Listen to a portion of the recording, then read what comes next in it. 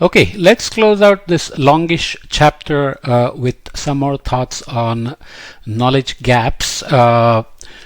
Other knowledge gaps pertain to the current understanding of human health impacts from air pollution exposures and local variations in both exposures and underlying vulnerabilities. Exposures and vulnerabilities are very local. Air pollution also tends to be local, but we know that there is transportation and chemical transformations that matter as well, especially the transboundary transportations. For example, studies needed include health impact assessments for air pollution exposures that account for cumulative long-term exposure to multiple air pollutant species. This is very tricky. Downscaling models of climate change effects on local air quality and its synergistic cumulative effects on human health, especially in the most climate vulnerable communities with different adaptive capacity.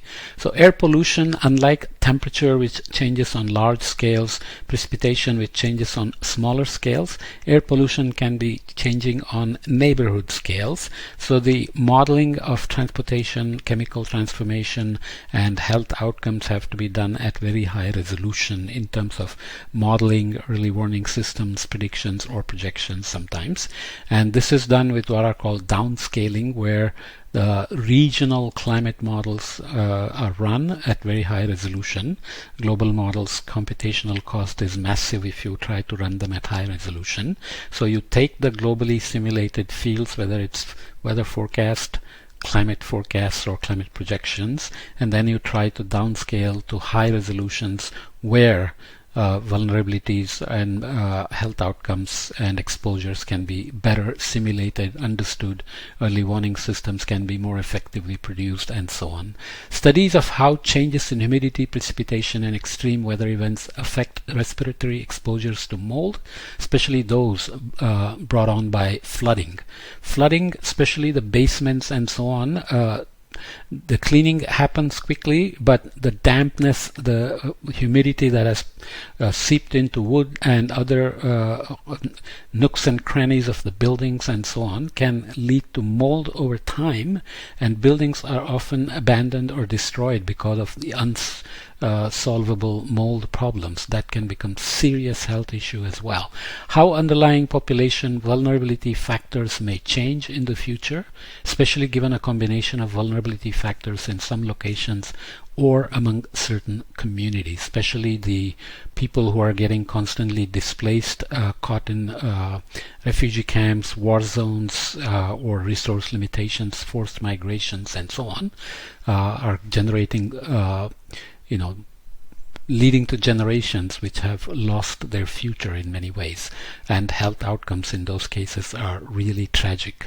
Considering how climate-forced drought and desertification and the long-term transport of mineral dusts will affect respiratory health, that's another knowledge gap there. Investigating how prescribed fires and wildfires contribute to regional air quality. These satellites are now being used in a much better way to track wildfires and some of the wildfire pollutions and their transportation, but locally the wet and dry depositions or the vertical distributions of the pollution and so on can be improved much better to better understand vulnerabilities and health outcomes. How climate change affects the frequency and intensity of forest fires regionally, and in turn their likely impact on local and downwind human exposures to respiratory irritants. Okay, so that's forest fires now are a major concern across the globe. There used to be seasons of wildfires. Now in some parts of western US, for example, wildfires can occur any time of the year. This is going to create massive air pollution problems and health issues as well. Analysis of how drought conditions enhance wildfire risks and affect transport and subsequent case incidences of coccidiomycosis, I don't know exactly how it's pronounced, or other infectious illnesses. Okay, we're not just talking about respiratory diseases now, but we're also talking about infectious diseases that are transmitted among people, which is always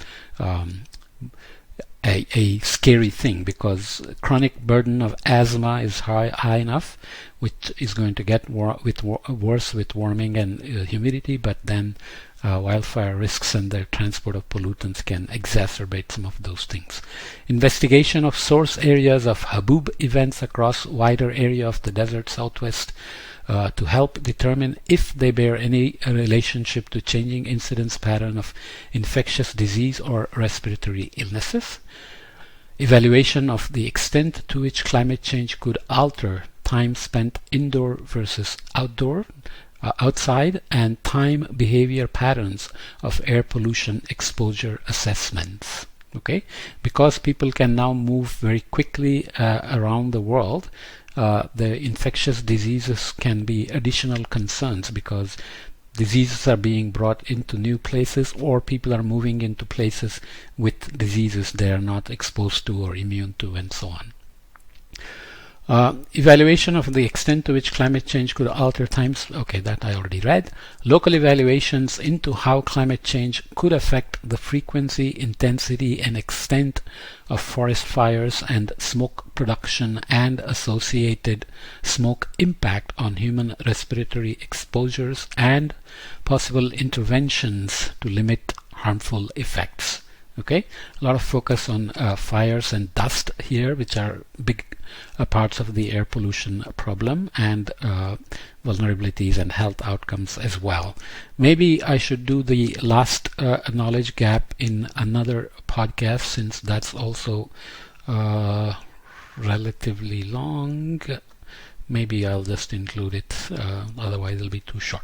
Okay, the third type of knowledge gap comes from the need for monitoring data and ensuring better compatibility and consistency of meteorological, air quality, environmental, and health impact data sets across timescales. For example, in the US, CDC does health surveys on its own map, county level, where people live, and so on.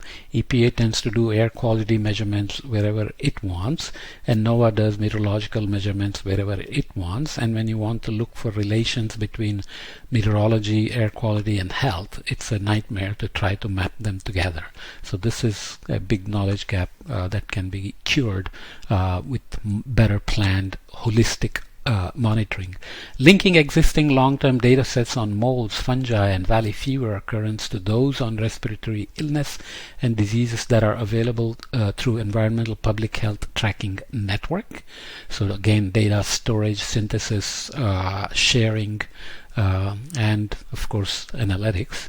Creating a network of monitoring sites capable of detecting wildfire smoke downwind of source areas and estimating the contributing of wildfire smoke emissions to local air pollutions as a way of better estimating smoke's effect on public health, and of developing early warning systems to give advance warning of potentially harmful smoke conditions approaching far downwind. So early warning systems, as I said before, are now considered one of the top adaptation tools, which is new, because before IPCC used to refuse to talk about adaptation because it was seen as giving up on climate mitigation, climate actions. But now that climate change is here, air pollution is here, health impacts are here, we must devise early warning systems as a part of adaptation strategies and health preparedness.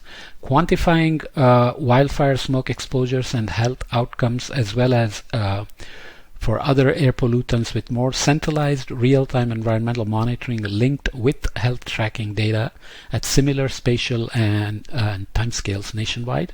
Of course, this also has to happen globally.